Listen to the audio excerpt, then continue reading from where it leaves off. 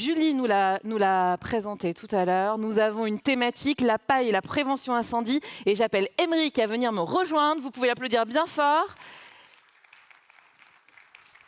Merci pour Émeric, puisque Émeric a coordonné cette thématique de la paille et prévention incendie. Je te confie la télécommande, c'est la grosse flèche verte, et tu vas nous introduire. Alors, je ne t'ai pas présenté, tu es ingénieur spécialisé sur la construction en paille, dirigeant de Stramen et fortement impliqué dans le RFCP, c'est bien ça?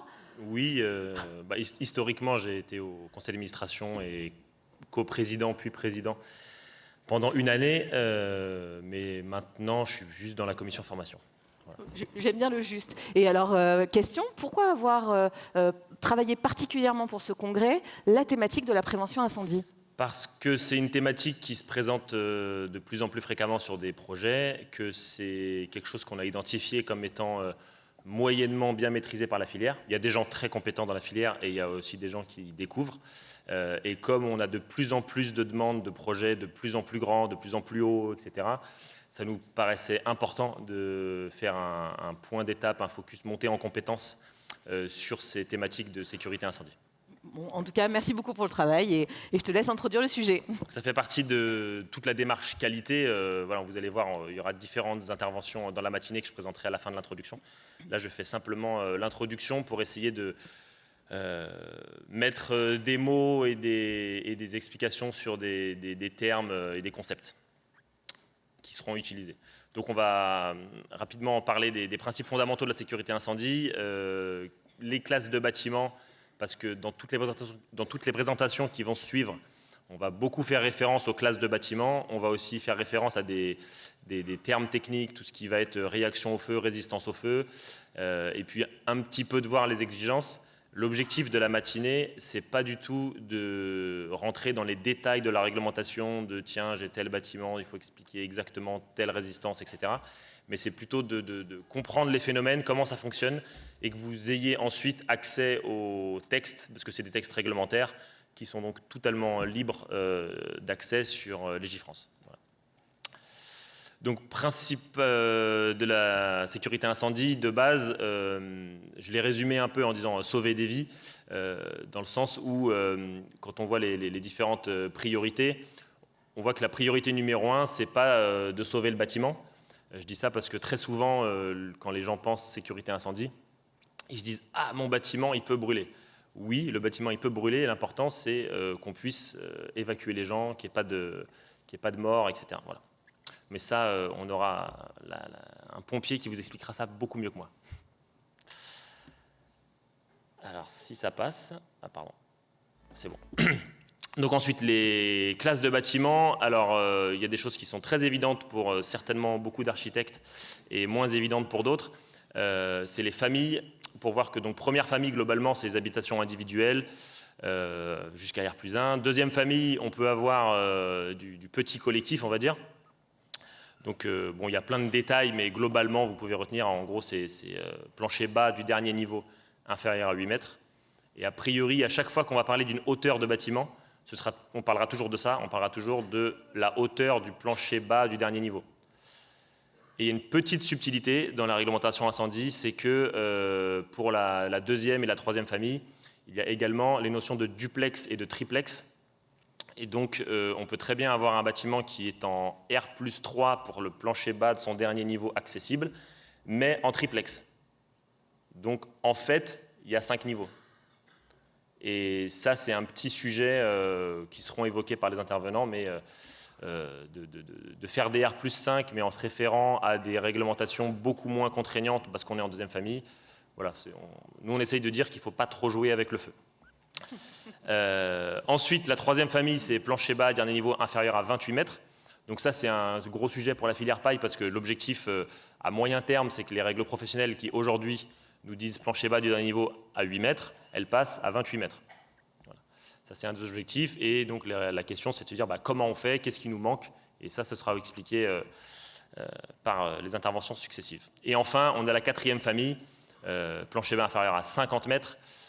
Ça nous concerne déjà beaucoup moins. Globalement, des bâtiments déjà en bois de cette hauteur-là, on les compte sur les doigts d'une main. Je ne sais même pas s'il y en a un par an qui sort en France. Donc bon, ça existe certes, mais si quelqu'un un jour est confronté à ça, il n'aura pas besoin de nos présentations. Il faudrait qu'il aille beaucoup plus loin. Ensuite, pour les ERP, alors les ERP, c'est beaucoup plus difficile à synthétiser, donc vous m'excuserez pour le manque de précision, de subtilité qu'il peut y avoir, mais globalement, les ERP sont catégorisés il y a 5 catégories d'ERP plutôt classées par rapport à leurs effectifs. Ensuite, il y a des typologies d'ERP. Est-ce qu'on parle d'une école, d'une salle de spectacle, d'un cinéma voilà, ça ne va pas être les mêmes effectifs limites pour être en 5e catégorie. Et tout ça, ça va nous donner des exigences de stabilité au feu.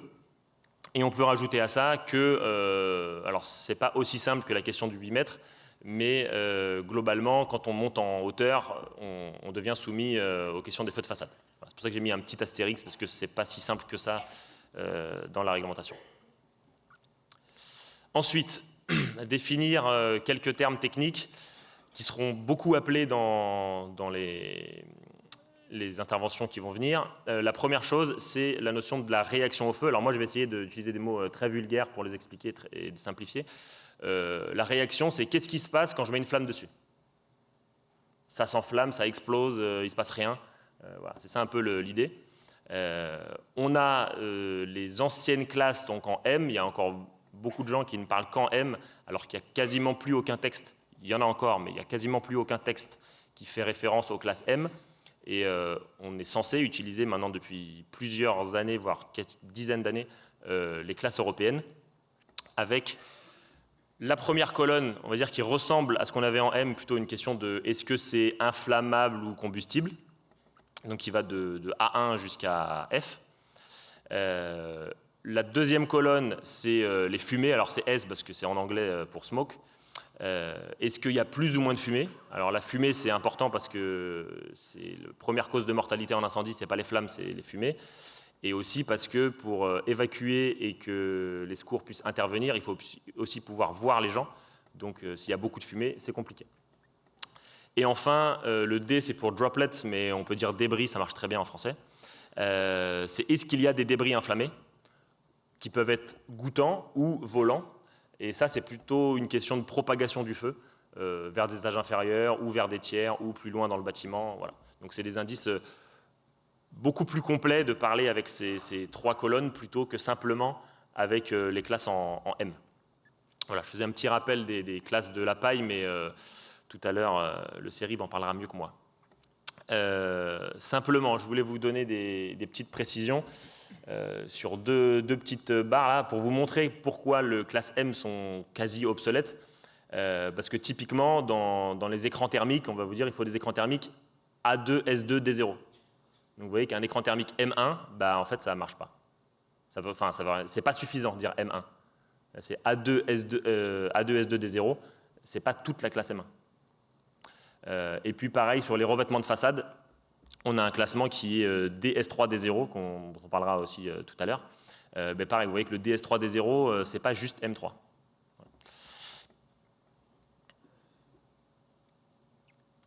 Ensuite, on a la question de la résistance au feu. Donc la résistance, c'est plutôt quand il y a une flamme qui touche cet élément, combien de temps il tient?